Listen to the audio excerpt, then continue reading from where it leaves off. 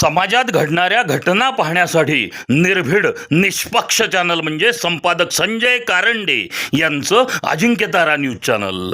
Ajinkyatara news चॅनलला like करा, share करा, सबस्क्राईब करा आणि कमेंटही करा. श्री जयवंतराव भोसले पूर्व नगरसेवक सातारा यांनी दरवर्षीप्रमाणे भाऊसाहेब महाराजांच्या जयंतीचा कार्यक्रम आयोजित केलेला. या कार्यक्रमासाठी उपस्थित असलेले आपले सगळ्यांचे मार्गदर्शक, राज्याचे सार्वजनिक श्री राजे भोसले आणि व्यासपीठावर असलेले सर्व मान्यवर, भाऊसाहेब महाराजांविषयी सगळेच भरभरून बोललेले आहेत. सातारा तालुक्यालाच नव्हे तर जिल्ह्याला सुद्धा एक स्वाभिमानी ओळख भाऊसाहेब महाराजांनी मिळवून दिलेली होती. सुसंस्कृत नेतृत्व कसं असावं याचा आदर्श उदाहरण भाऊसाहेब महाराजांनी घालून दिलेलं होतं. ज्या ज्या वेळेस सातारा जिल्ह्याला स्वाभिमानाची आणि सन्मानाची गरज होती त्यावेळेस भाऊसाहेब महाराजांनी आपल्या भूमिका घेतलेल्या आहेत. साताऱ्यात फक्त काय सहकारातच त्यांनी काम केलं किंवा नगरपालिका आणि जिल्हा परिषद पंचायत समितीत काम केलं असं नाही. साताऱ्याची साहित्य आणि सांस्कृतिक चळवळ वाढवण्यासाठी सुद्धा भाऊसाहेब महाराजांनी भूमिका घेतलेल्या होत्या. 1993 साली भाऊसाहेब महाराजांनी साताऱ्यात अखिल भारतीय मराठी साहित्य संमेलन घेतलेलं होतं आणि त्याचाच आदर्श घेऊन पुढे शिवेंद्रराजांच्या नेतृत्वाखाली नुकतंच आपण 99 अखिल भारतीय मराठी साहित्य संमेलन साताऱ्यात घेतलं. सातारा शहरात किंवा सातारा तालुक्यामध्ये भाऊसाहेब महाराजांचा राजकारणात प्रवेश होण्यापूर्वी कराड आणि वाईवरून साताऱ्याचे निर्णय होत होते.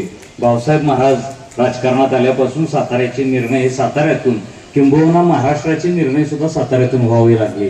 अशी परिस्थिती भाऊसाहेब महाराजांनी निर्माण केली. मी त्यांना मनापासून अभिवादन करतो आणि थांबतो. धन्यवाद. अर्थकारण आणि लोककारण यांचा सुयोग्य समन्वय साधणारे सन्मान्यशाली श्री हेमंतजी कासार, कल सल्लागार, संचालक सातारा जिल्हा सहकारी पतसंस्था फेडरेशन, त्यापुढे मान्यवर धन्वंतरी आरोग्य करतो. समाजात विधायक रचनात्मक कार्य श्री अविनाशजी कदम, सभागृह नेते यांच्या सन्मानानंतर BJP सातारा जिल्हा या सदर बाजार सातारा या मान्यवरांचा आम्ही विशेष पुरस्कार देऊन सन्मान करीत आहोत.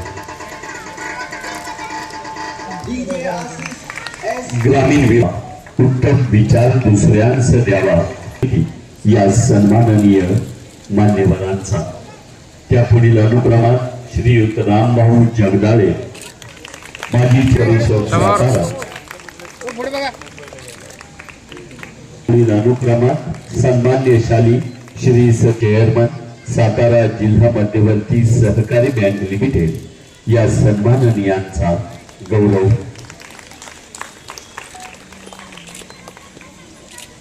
प्रभावशाली कार्यसाधक आणि व्हाईस चेअरमन सातारा जिल्हा मध्यवर्ती सहकारी या विशेष सन्मान सोहळ्याचे संयोजक भाऊसाहेब महाराज.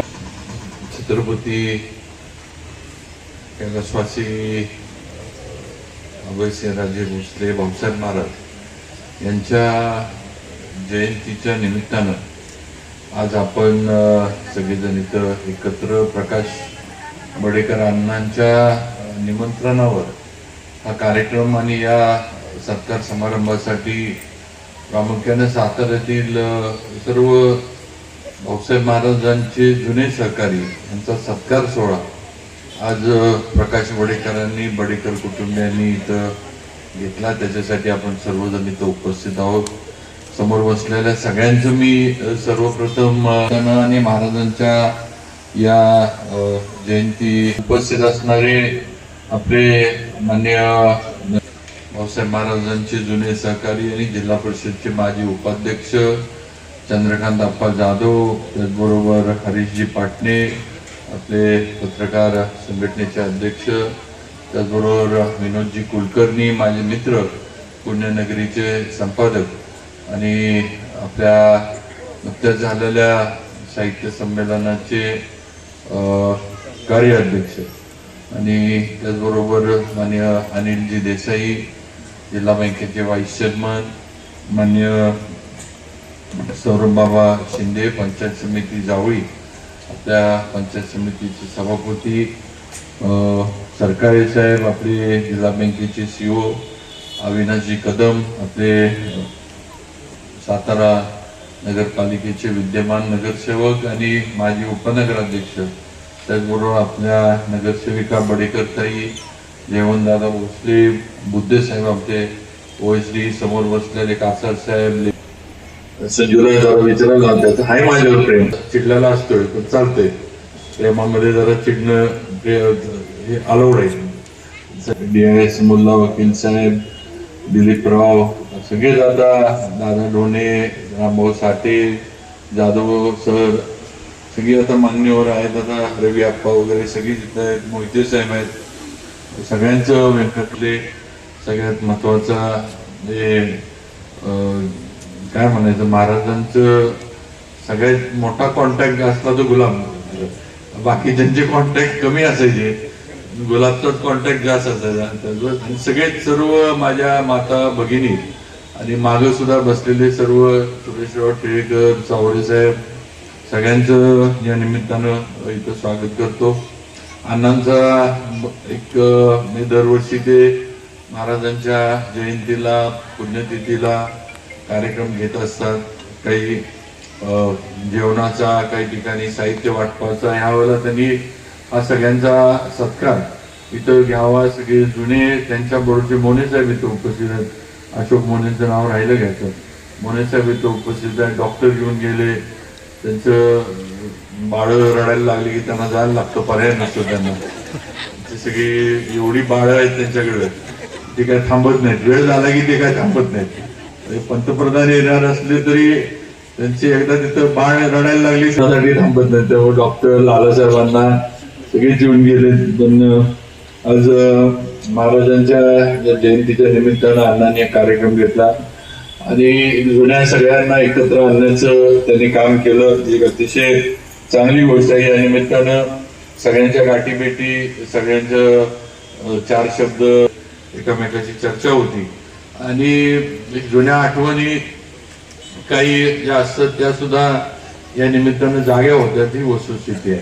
आणि सगळ्यांनीच उल्लेख केला, लालासाहेबांना बोलले, विनोद बोलला, प्रत्येकाने केलं की 78 सालापासून महाराजांची राजकीय जी वाटचाल सुरू झाली, ती राजकीय वाटचाल ही तसं बघितलं तर थोडी आकस्मिक चालू झाली. म्हणजे काय, कुठली एजन्सी, रील्सला कुठली एजन्सी, कुठले कार्यक्रम कधी घ्यायचे, कुठली जेवण कधी द्यायची, कुठं फ्लेक्स लावायचे, काय तसलं काही त्यावेळेला त्यावेळेला प्रकारच नव्हता. पण असं पण सातारच्या राजघराण्यातलं त्या काळात कोण विधानसभेला उभं राहील अशी त्यावेळेला काही हे नव्हती. आपल्याला पण माहिती आहे की प्रतापसिंह महाराज त्याच्या आधी नगराध्यक्षपद त्यांनी भूषवलं होतं आणि आईसाहेबांचं फार काय राजकारणामध्ये घराण्यातलं कोण यावं किंवा असावं अशी काय मनापासूनची त्यांची इच्छा नव्हती. ही वस्तुस्थिती आहे. किंवा राजकारणापासून दूर असावं आपण, ही भावना आईसाहेबांची कायम होती हे आहे. पण त्या काळात आपल्याला पण माहिती आहे, जुन्या लोकांना माहिती आहे की मालोजी राजे असतील, राजाराम बापू असतील, या सगळ्यांनी आईसाहेबांना भाग पाडलं की तुमच्या घरातलं कोण ना कोणतरी राजकारणात तुम्ही दिलं पाहिजे. नाहीतर या घराण्याची जी महाराष्ट्रामध्ये एक म्हणजे या घराण्यावर असणारं प्रेम जे आहे, एक मराठा समाजाला लागणारं नेतृत्व जे आहे किंवा एक आपली जी मराठा समाजाची ओळख आहे ती पुसली जाईल किंवा ती नाहीशी होईल.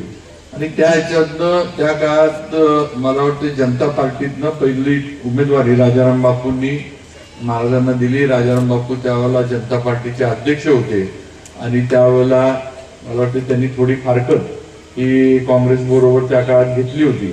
आणि राजाराम बापू हे स्वतः अर्ज भरायला सातारला त्या काळात आले होते. म्हणजे एवढा मोठा माणूस राजाराम बापू पाटलांनी एवढा महाराष्ट्राचं नेतृत्व किंवा वसंतदादांबरोबर ज्यांची तुलना त्या काळात केली जायची त्या उंचीचा माणूस त्या काळात साताऱ्यामध्ये महाराजांचा अर्ज भरायला सातारला आला होता. ही वस्तुस्थिती आहे.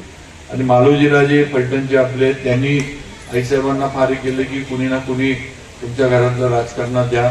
खरं म्हणजे आपल्याला पण माहित आहे की प्रतापसिंह महाराजच राजकारणात आले असते पण त्यांची तब्येत थोडी नीट नव्हती. त्यामुळे प्रतापसिंह महाराजांच्या मग कोण आहे एकदम मग महाराज प्रतापसिंह महाराजांना मग भाऊसाहेब महाराजांचं नाव पुढे आलं आणि मग सगळे नंतरची सगळी स्थित्यंतर घडत गेली. सगळा बाकीचा इतिहास आपल्याला 80 पासूनचा माहित आहे. आता राज्यमंत्री पण गृह खात्याचा स्वतंत्र जबाबदारी ही महाराजांवर हानफुलेंनी त्या काळात दिली होती आणि तिथून महाराजांची एक सुरुवात राजकारणाची झाली काँग्रेसमधनं.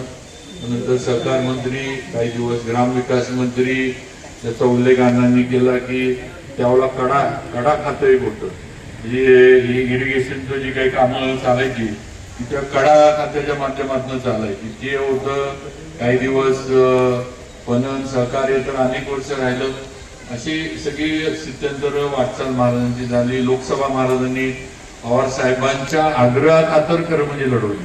महाराजांना लोकसभेत जायची इच्छा नव्हती. त्यांची दिल्लीला जाण्याचं त्यांचं कधी स्वप्न किंवा कधी हे नव्हतं, पण पवार साहेबांच्या आग्रहाखातर आणि यशवंतराव चव्हाणांची जागा ही शिवसेनेच्या ताब्यात आहे, ही दिल्लीमध्ये आपल्याला पुसून काढायचं हे साहेबांनी केल्यामुळं महाराज लोकसभेला उभा राहायला तयार झाले आणि लोकसभा जिंकले. ही वस्तुस्थिती ही मी स्वतः त्यावेळेचा साक्षीदार आहे. आणि अनेक संस्था वगैरे महाराजांनी उभ्या केल्या. या सगळ्या ह्याच्यातनं जे दादासाहेबांना वगैरे सगळ्यांनी सांगितलं की खऱ्या अर्थानं बाकी राजकारण पद वगैरे ह्याच्यापेक्षा सातारला जी ओळख सातारा जिल्ह्यामध्ये पाहिजे होती ती महाराजांनी राजकीय पटलावर निर्माण करून दिली. ही वस्तुस्थिती आहे. कारण सातारची अवस्था अशी होती की कराड आणि वाई यांच्या निर्णयावर सातारातले सगळे निर्णय चालायचे व्हायचे. हे सातारचा सभापती कराड वाईवाल्यांनी ठरवायचा. सातारचा मार्केट कमिटी, तालुका संघ, छोट्या छोट्या पण आपल्या संस्था आपले सभापती सदस्य निवडण्यासाठी कराड आणि वाईवाल्यांकडे आपल्याला बघायला लागायचं. त्या काळात ही सातारची परिस्थिती होती. जिल्हा मात्र सातारा, पण अवस्था अशी होती की या 2 तालुक्यातल्या नेत्यांनी निर्णय दिल्याशिवाय साताऱ्यातलं पान हलायचं नाही. ही आपली राजकीय पटलावरची आपल्या सातारची अवस्था होती. त्याला छेद देण्याचं काम हे भाऊसाहेब महाराजांनी त्यांच्या राजकारणातनं केलं. त्याच्यासाठी त्यांना संघर्ष करायला लागला. जिल्हा बँकेची पहिली निवडणूक मंत्री असताना महाराज लढले. सरकारी साहेबांना माहिती आहे, दोघंच निवडून आले होते, मदनराव मोहिते आणि भाऊसाहेब महाराज म्हणजे त्या काळामध्ये. पण त्यांनी सुरुवात केली आणि त्याच्यानंतर जिल्हा बँकेमध्ये पण नंतर ही वाटचाल केली, ती आपण सगळं बघितलंय. पण अशा संघर्षातनं महाराजांनी सगळी बाजू आहे ती भक्कमपणे जिल्ह्यामध्ये निर्माण करण्याचं काम केलं.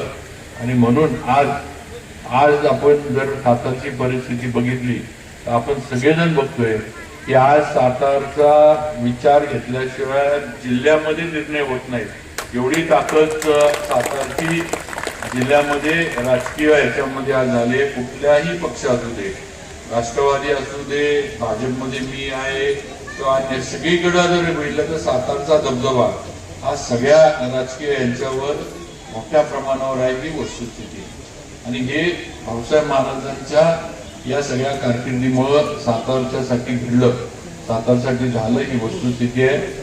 कारखाना उभा केला, कारखाना अत्यंत अडचणीतनं उभा राहिला, अत्यंत संघर्षातनं उभा राहिला. ही वस्तुस्थिती आपल्याला सगळ्यांना माहिती आहे. हा महाराजांना त्या काळात पण होता पक्षामधनं, हे सुद्धा आपण सगळ्या जुन्या लोकांनी बघितलेलं आहे. अशा ह्याच्यातनं कारखाना उभा केला. 60-70 हजार टन ऊस या सातारा तालुक्यात व्हायचा. आज या सातारा तालुक्यात म्हणून महाराजांनी नियोजन केलं होतं, पण आज या उरमोडीचं 2 TMC वरनं 9 TMC झालं. आणि आज उरमोडीचं पाणी नुसतं सातारा नाही तर खटावमानला पोचलं.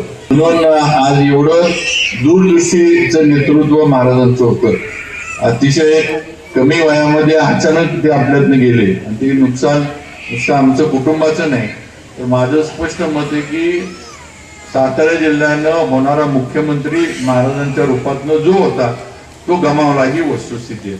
म्हणजे सातारला महाराज असते तर त्याच काळामध्ये मुख्यमंत्री पदापर्यंत महाराज हे अगदी ठीक आहे, थोडं बाजूला त्यांना ठेवलं गेलं होतं. पण आज ना उद्या त्यांचं वय जे बैल 59 असताना महाराज गेले. 60 पण पूर्ण त्यांचं झालं नव्हतं.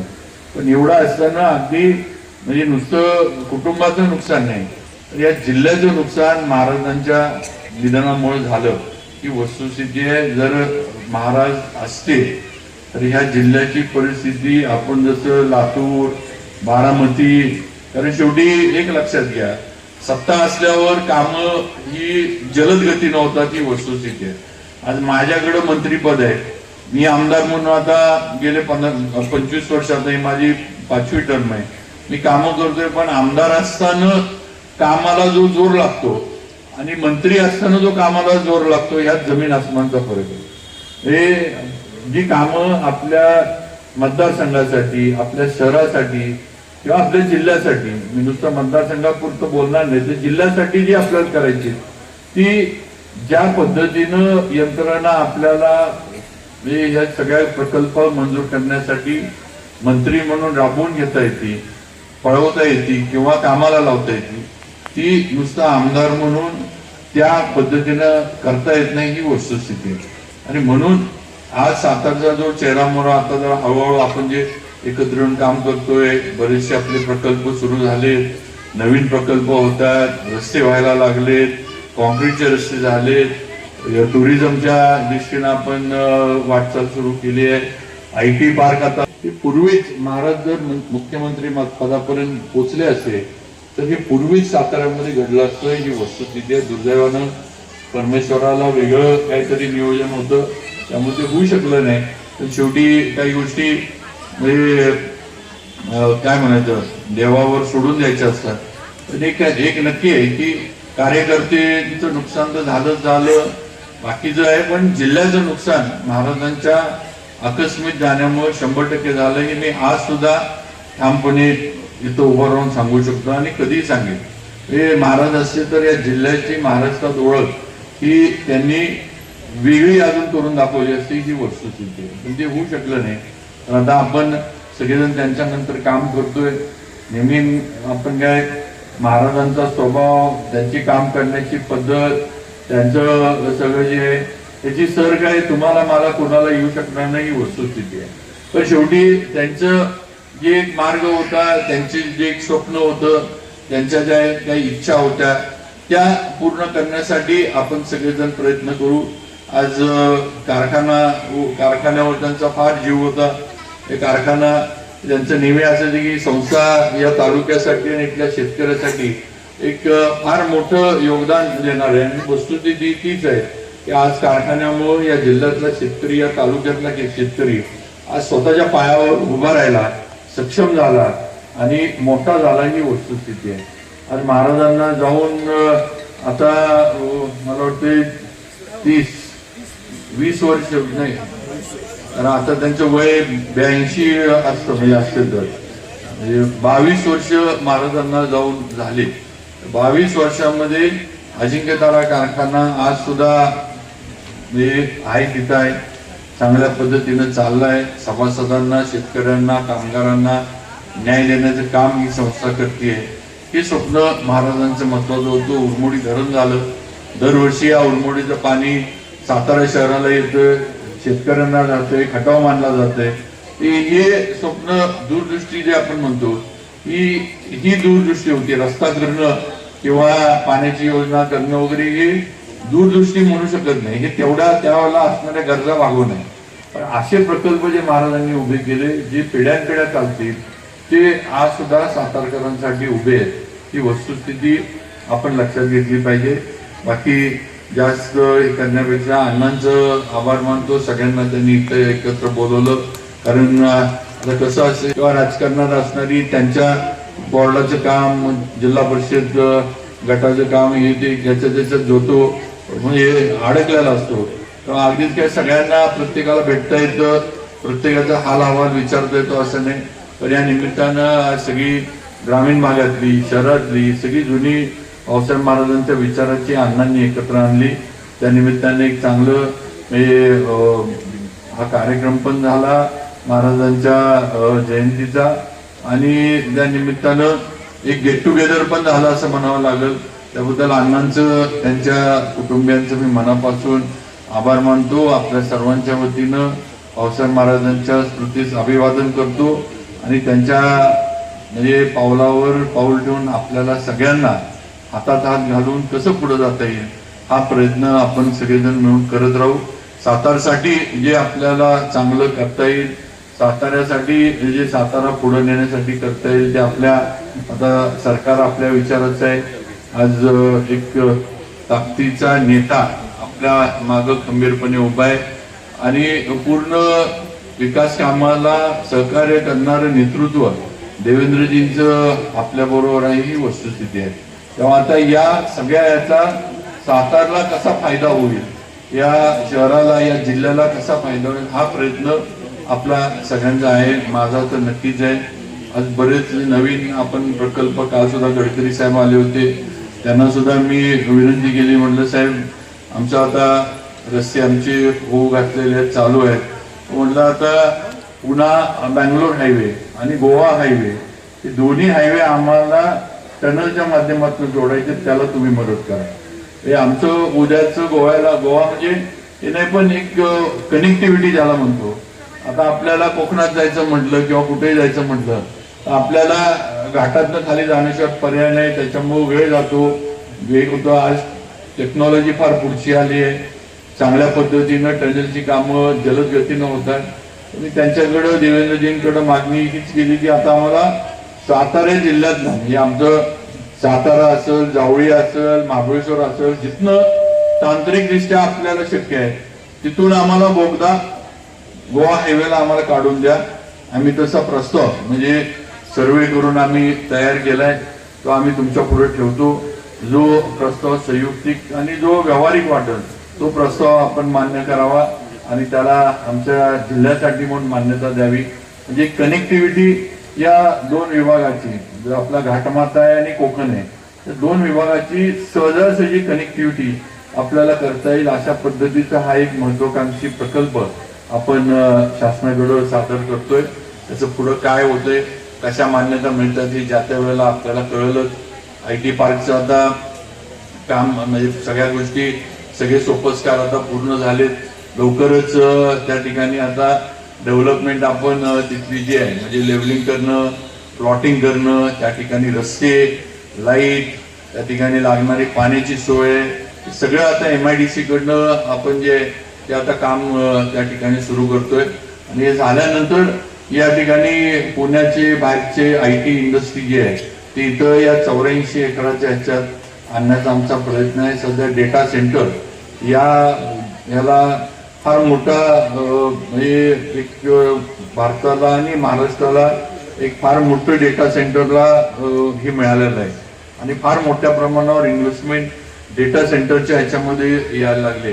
पूर्वी कॉल सेंटरवर जास्त भर होती, आता कॉल सेंटर हे तेवढे आता हे राहिलेले नाहीत, पण कॉल सेंटरची जागा आता डेटा सेंटरनं IT इंडस्ट्रीमध्ये घेतली आहे.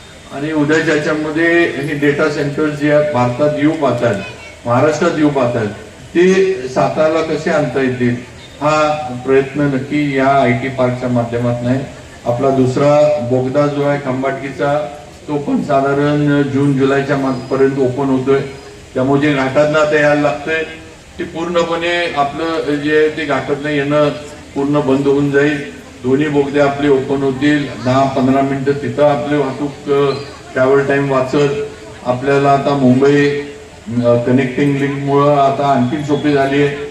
आता मुंबईतनं जर वेळेत आपण निघालो आणि पुण्याच्या जर ट्रॅफिकमधनं बाहेर पडलो तर 3.5 तासामध्ये आरामात सातारला आता पोहोचता येते, ही वस्तुस्थिती. आता पूर्वी जे मुंबईला ट्रॅफिकचं घाटामध्ये जो प्रॉब्लेम यायचा लोणावळ्याच्या, आता या कनेक्टिंग लिंकमुळे तो राहिला नाही, ही वस्तुस्थिती आहे. अगदी वेळेत जे टायमिंग जर ट्रॅफिकचं नीट जुळलं तर 3.5 तासामध्ये आरामामध्ये मुंबईवरनं सातारला पोहोचता येणं शक्य आहे. एवढं जवळ मुंबई, पुणे आणि सातारा आता आलेलं आहे. आणि मी अनेक वेळेला मुंबई पुण्यातल्या लोकांना बोलत सांगत असतो किंवा कार्यक्रमात वगैरे की जेवढ्या वेळ तुम्हाला कात्रजवरनं पिंपरी चिंचवडला लागतो तेवढ्यात आम्ही सातारला पोहोचतो.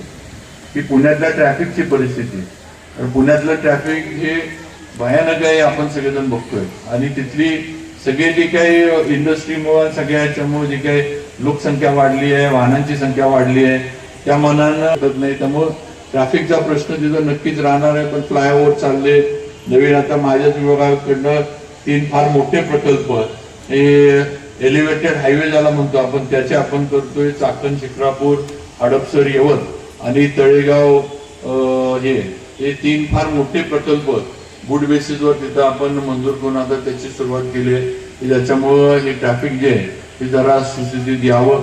असे चाललेत. पण शेवटी सातारला आपल्याला फायदा हाच आहे की पुण्याची IT इंडस्ट्री, ट्रॅव्हल टाइम आणि इथं असणारं आता कॉलेजेस वगैरे ह्याच्यामध्ये मिळणारं शिक्षण जे आहे ते अगदी पुण्यासारखं पण शिक्षण आपल्याकडे मिळायला लागलं. आपण पण आता काय शिक्षणाच्या बाबतीत, कॉलेजेसच्या बाबतीत कमी नाहीये.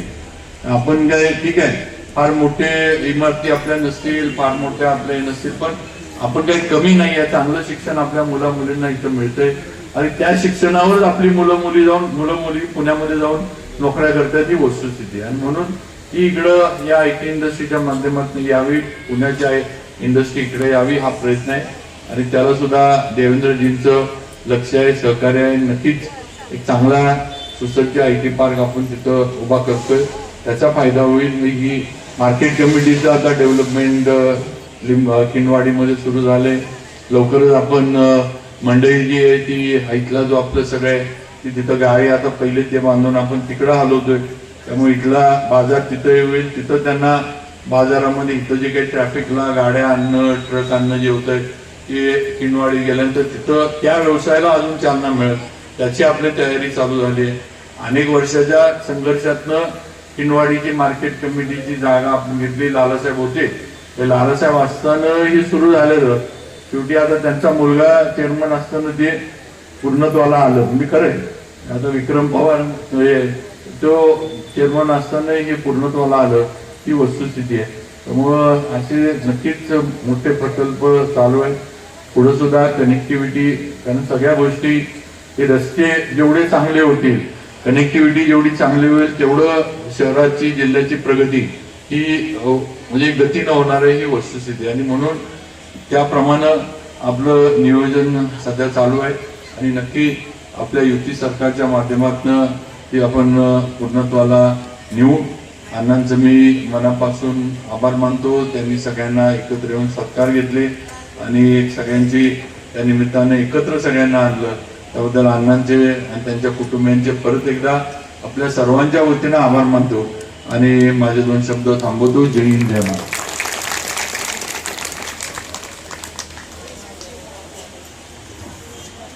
छत्री प्रदान करून भाऊसाहेब महाराजांच्या जयंती दिनी वेदना जाणावयाला सौभाग्यवती अपर्णा ढोकळे, सौभाग्यवती आरे, सौभाग्यवती पौर्णिमा निंबाळकर आणि दरम्यानच्या कालांशात नगरसेवक श्री अक्षयजी जाधव, श्री बालगुडेजी, सातारा शहर नगर परिषद, प्राध्यापक Arunrao Yadav, Republican party of इंडियाचे श्री संजयजी गाडे आणि सार्वजनिक बांधकाम मंत्री माननीय नामदार श्रीमंत छत्रपती शिवेंद्र सिंह राजे भोसले महाराज साहेबांचे विशेष कार्य अधिकारी सतीशजी बुड्डे यांचं स्वागत आणि अंतिमतः आभार प्रदर्शनासाठी श्री अरविंदराव चव्हाण. समाजात घडणाऱ्या घटना पाहण्यासाठी निर्भीड निष्पक्ष चॅनल म्हणजे संपादक संजय कारंडे यांचं Ajinkyatara news channel. Ajinkyatara news चॅनलला लाईक करा, शेअर करा, सबस्क्राईब